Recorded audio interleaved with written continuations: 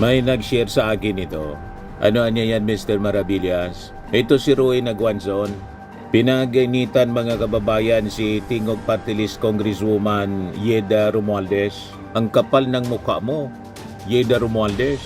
Siniko kung bakit, kung ano ang sinasabi nito ni Roy Naguanzon. Yung si Guanzon, yung nambulis. Ayan yung viral video mga kababayan.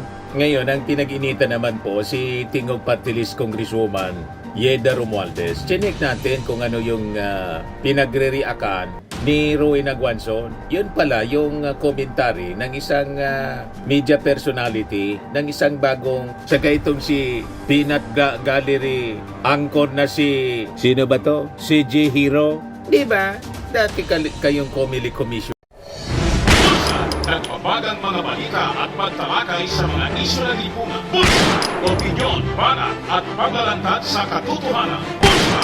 What you see is what you get. You decide. Ano po mga kababayan, si Dante Maravillas. May nag-share sa akin ito. Ano niya yan, Mr. Maravillas? Ito si Roy Naguanzon. Pinaginitan mga kababayan si Tingog Party List Congresswoman Yeda Romualdez. Ang kapal ng mukha mo, Yeda Romualdez. Siniko kung bakit, kung ano ang sinasabi nito ni Roy Naguanzon. Yung si Guanzon, yung nambulis. Siya na yung nambuli, siya pa yung agrabyado. Tapos nag-file ng kaso. Ayan yung viral video mga kababayan. Ngayon, ang pinag-inita naman po si Tingog Party List Congresswoman Yeda Romualdez. Chinik natin kung ano yung pinagre-reactan ni Roy Naguanzon. Yun pala yung commentary ng isang media personality, ng isang bagong social media network. Ito, di ko man to kilala. Ngayon ko lang ito nakita mga kababayan. Peanut Gallery Media Network, PGMN Anchor, CG Hero. Sabi dito, delivers a direct hit at the Commission on Elections arguing that the institution tasked to guard the country's democratic integrity has allowed itself to be pulled into political maneuvering. She lays out how Yeda Romualdez ended up with a fourth term in Congress despite the constitutional three-term limit, recounting the reshuffling of Tingog Party List nominees that cleared the path for her to return to the House. Dati po kayong Comelec Commissioner, nag-file sana kayo ng petisyon sa itong si Peanut Gallery anchor na si, sino ba to? Si J. Hero. Di ba? Dati kayong Comelec Commissioner, abogadang bully. Ganon mga kababayan. Pati si Yeda Romualdez, pinag-iinitan na ngayon yung asawa na dating Speaker Martin Romualdez. Kasi bakit daw hinayaan ng Comelec na makaupo, nag-resign po yung mga nominees. Pinag-initan po ng dalawang ito, ni Roy Naguanzon at saka ni Peanut Gallery Media Network, CG Hero.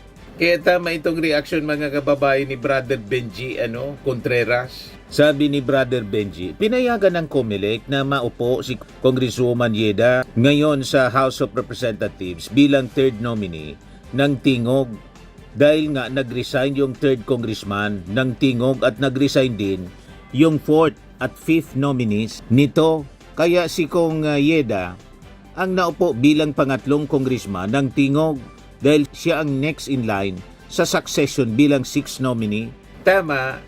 At saka kung irregular siya, di sana dinisqualify siya mga kababayan ng Commission on Election. The fact na inayaan siya ng Comelec na makaupo, qualified siya na maupong muli bilang Tingog Party List Representatives. Mas magaling pa itong si CG Hero sa mga commissioners ng Comelec. Si Roy Naguanzon na niya, Mr. Maravillas. Di ba dating Comelec Commissioner? Tama. Pero kung may nakikita na irregularity si Roy Naguanzon, di mag-file siya ng disqualification, ganun lang. Abogado naman siya. Huwag niyang sayangin yung kanyang abilidad sa pagngangaw-ngaw sa social media at pangbubuli sa mga kung sino-sino para mapakinabangan yung kanyang ability. Hindi yung ang nangyayari ngayon mga kababayan kay Roy Naguanzon para nang si Kiko Barsaga. Nawala na mga kababayan sa hulog yung pag-iisip po. Matindi talaga niya, Mr. Maribillas, kasi yung impluensya ng mga DDS nahawa sa masamang ugali. Iyon nga po, mga kababayan. Bakit naman na niya kasi, Mr. Marabillas, yung mga nominees ng Tingog Party List nagsipag-resign? Hindi mo man po mapipigil yung tao kung gusto mag-resign. Tama, tulad ng mga commissioners ng ICI, hindi mapigil ng ating Pangulo na mag-resign. Yung gusto na mag-resign, si Magalong nag-resign, si Singson nag-resign. Pag ang tao ayaw na, hindi mo man po mapipigil na mag-serbisyo. Ganon din po sa Tingog Party List or any organization. Pag ang tao ayaw na, nag-resign yung 3rd congressman ng Tingog Party List. Yung 4th and 5th nominee, nag-resign din. Di yung 6 nominee, mga kababayan ng Tingog Party List, kasi di ba yung binobotohan naman dyan, hindi man yung tao. Ang ibinoboto mismo yung Tingog Party List. Di ba pa? Tapos may mga nominee sila. 6 nominee, itong si Yeda Romualdez, na asawa ni dating Speaker Martin Romualdez. As 6 nominee, siya yung sunod po sa succession, kaya umupo siya. If it is irregular, then sana umalma yung Commission on Election. I-disqualify sana siya. If it is irregular, hindi siya pinantulutan na makaupo. The fact na pinahintulutan siyang makaupo, ang ibig sabihin niyan, it is above board. Sumuwak, mga kababayan, sa requirements ng Commission on Election. Ganun lang po yon. Pero kung hindi kayo kontentado sa naging desisyon ng COMELEC, mali para sa inyo. Di mag-file kayo ng petition sa COMELEC questioning the decision allowing Congresswoman Yeda Romualdez to sit as 6 nominee siya. Kaya lang, nag-resign yung 3rd, 4th, and 5th. So siya yung sumunod sa succession. Nakakuha kasi po ng napakalaking boto yung Tingog Party List. Kasi hindi po matatawaran yung serbisyo ng Tingog Party List. Nagtatrabaho talaga. Very active yung kanilang mga congressmen sa pagsusulong ng mga legislative agenda na makakatulong po sa pag-unlad ng ating bansa. Yan po ang tinig ng bayan, nakikinig, nagsisilbi. Tingog Party List. Very active sila sa pagtulong. Ito si Asidre. Very active sa legislation. Tapos si Yeda Romualdez. Tingnan naman ninyo to. Representative Jude Aborque Asidre. Yan ang post niya. Isang hakbang tungo sa mas maliwanag na kinabukasan na ipasana sa committee noong December 9 ang House Bill 4959 o ang Philippine Professional Standards in Quality Assurance System. Layunin nitong pag-isahin at linawin ang mga tungkulin ng Commission on Higher Education or CHED, TESDA at PRC upang maging mas maayos ang proseso mula sa pag-aaral hanggang sa pagtatrabaho ng bawat Filipino. Bilang chairperson ng House Committee on Higher and Technical Education, patuloy nating isusulong ang mga reformang magpapalakas sa ating edukasyon, katuwang ang House of Representatives at suporta ng ating House Speaker, Faustino Bochi D. Tingnan ninyo yung mga sinusulong nilang Infant Friendly Facilities Act, mga legislation. Aktibo din sila sa pagtulong, mga kababayan. Yan, mga social services nila. Kumusta naman si Roy Naguanzon, yung party list niya? Galit kasi kayo, hindi kayo makaupo bilang congresswoman ng PW party list niya. Tapos ngayon, itong mga DDS influencers, align ito po si CJ Hero sa mga DDS influencers. Kaya ganon, target nilang siraan, hindi lang si Martin Romualdez, kundi pati si Yeda Romualdez, asawa ni dating Speaker Martin Romualdez. Alam namin yung mga style ninyo, style bulok. Kung may reklamo kayo sa pag-upo ni Yeda, di mag-file kayo ng petisyon, ipa-disqualify ninyo, ganon lang po. File kayo ng kaso tulad ng ginagawa ng administrasyon doon sa mga sangkot sa flood control anomalies, pinafile ng kaso.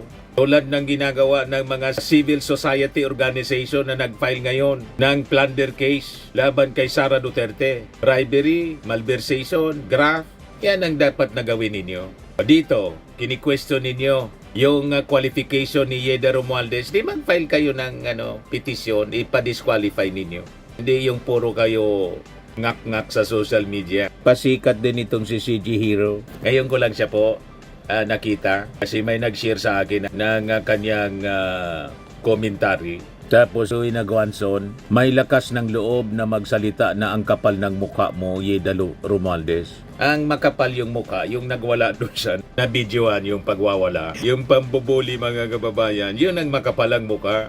Walang kahihiyan. Kung kailan tumanda mga kababayan, naging balahura kung ano-anong tinagagawa. Pero tingnan naman ninyo yung tinatawag nilang makapalang muka. Napakaganda. Napakagandang babae. Mukhang Maria Clara. At hindi mo maringgan ng kung ano-anong kabulastugan na ginagawa. Tama ba? Yan man lang, mga kababayan, yung ating short video ngayon. Ako po si Dante Maravillas. Bye-bye po. God bless. Firmax Firming and Lifting Cream. Pinapahid po sa mga pulses in affected area. Mainam po sa paninigas ng mga kasukasuan. Ito naman po, Automax Radiant Serum. Sa mukha naman yung application. Anti-aging po siya. You will look 10 years younger than your age. Sa mga cancer patients naman po, baka lang gusto ninyo itong itry. Neng siya red mixed fruit drink. Hindi mo po siya gamot, food supplement siya. Kaya lang, gawa siya mga kababayan sa goji berry. Yung goji berry may anti-cancer properties. O ngayon, yung mga inquiries ninyo, dumiritso na lang kayo sa aming messenger sa Facebook para masagot namin agad. Ayos pa? Ayos na ayos niya, Mr. Maravilla. Sa mga nagana po ng malinis and spacious fitness gym, pumunta lang po kayo sa aming Colossal Fitness Gym. May Grab car rental din po kami. But anyway, ito po pala yung aming bagong product na binibenta online. I am worldwide amazing pure organic barley powdered drink mix from Australia. Negosyo to ng aking anak na architect entrepreneur Riz Maravillas. Ayan po. Kontakin na lang po ninyo siya, Riz Maravillas on Facebook. Ang mga health benefits niya, boost immunity, improves digestion, enhance energy levels, pack with antioxidants, prevent cancer. Ito naman po yung bago naming product na binibenta online. Eye Glow Serum, whitening po siya. Tingnan ninyo yung epekto sa aking anak na architect before and now. Yung mga inquiries po ninyo, dumiretso na lang kayo sa kanyang Facebook account, Riz Maravillas.